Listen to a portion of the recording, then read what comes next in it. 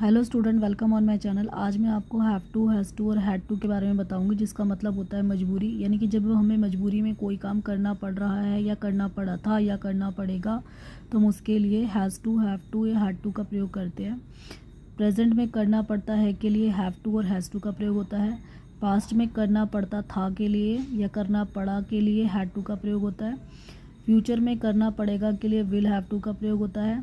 या फिर करना पड़ रहा है के लिए बी और हैविंग और टू का प्रयोग होता है। और करना पड़ रहा था के लिए बी, हैविंग या फिर टू का प्रयोग होता है। अब बी का मतलब क्या होता है? बी का मतलब इसमें हेल्पिंग वर्ब आता है। इज़, एम, आर, वाज, वर, ये हेल्पिंग वर्ब आते हैं। जैसे प्रेजेंट में मुझे खाना बनाना पड़ता है, तो आई के साथ have to cook food. Has और हैव का प्रयोग मैं आपके पिछले वीडियो में ही बता चुकी हूँ। उसे गांव जाना पड़ता है, तो he has to go village.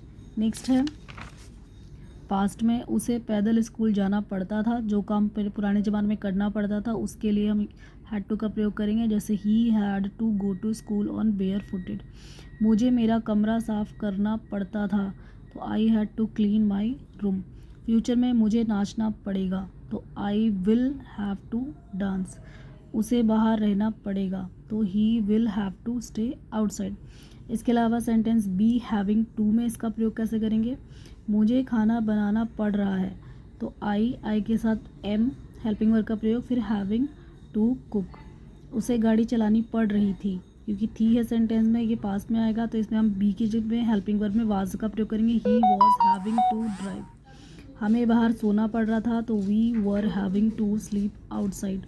अगर आपको मेरी वीडियो पसंद आते हैं तो उसे लाइक कीजिए, शेयर कीजिए और मेरे चैनल को सब्सक्राइब किए बिना मत जाइएगा। Thank you.